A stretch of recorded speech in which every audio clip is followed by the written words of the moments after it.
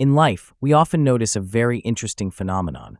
Some people encounter only the smallest of troubles, yet they immediately feel overwhelmed with sadness, complain endlessly, and allow sorrow to take over their entire mind.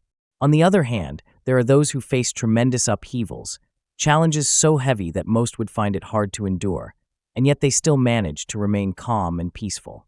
They do not let themselves collapse, nor do they harbor resentment. Instead, they expand their hearts and nurture a spirit large enough to embrace the wounds that life gives them. Because of this, pain seems to have no place left to cling to inside them. This teaches us a profound lesson. If our heart is narrow and small, even the tiniest inconveniences can easily wound us, turning life bitter and exhausting.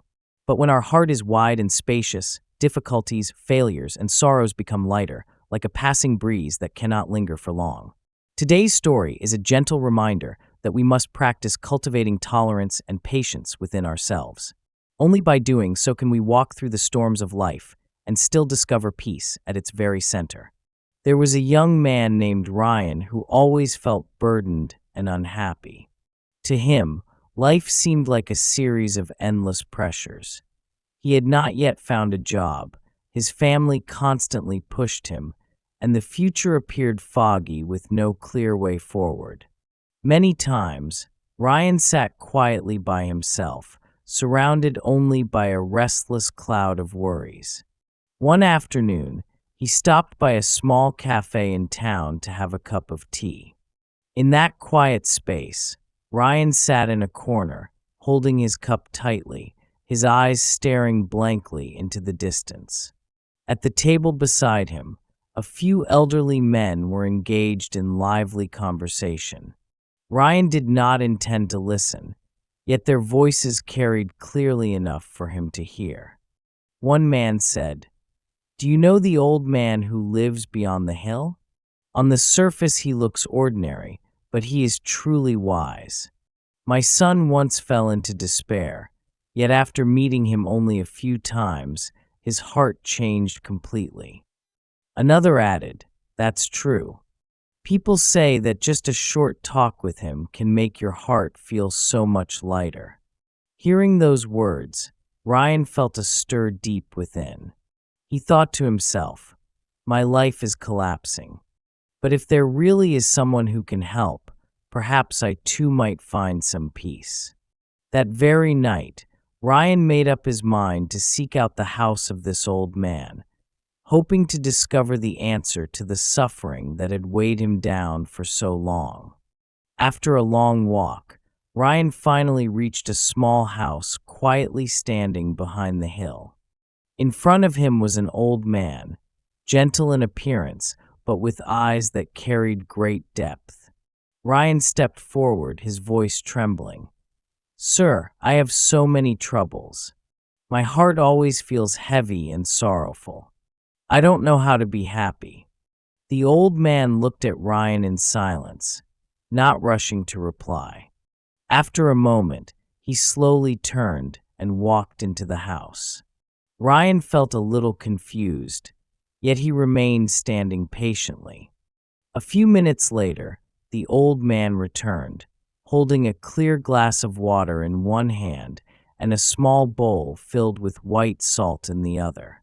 Placing them in front of Ryan, he said, "Take a pinch of salt, put it into this glass of water, and then drink." Ryan obeyed, took a sip, and immediately made a face. "Oh, it's unbearably salty.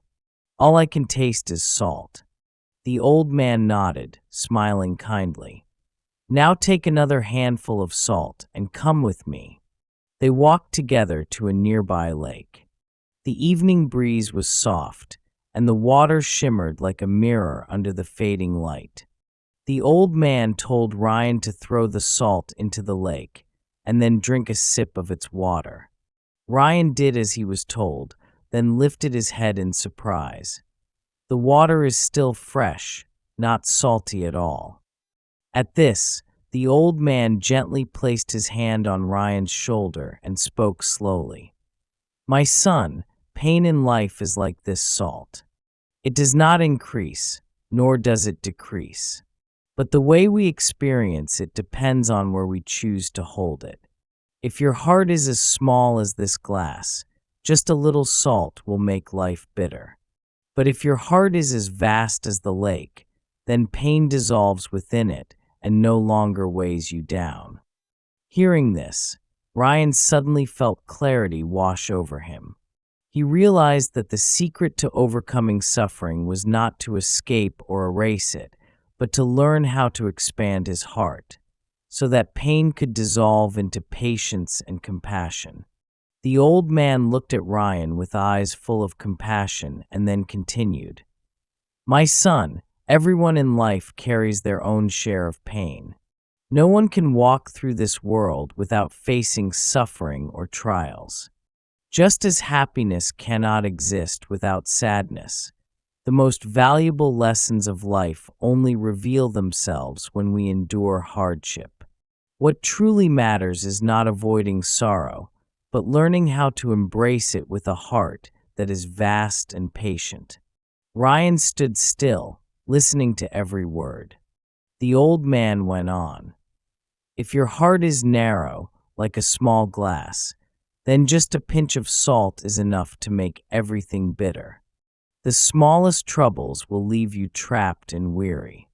But if your heart is open and wide like a lake, then even when great storms arrive, they become only a small part of the whole, unable to take away the sweetness of life. When the heart is large, pain dissolves, leaving behind peace and the strength to continue." The old man paused for a moment, then smiled gently.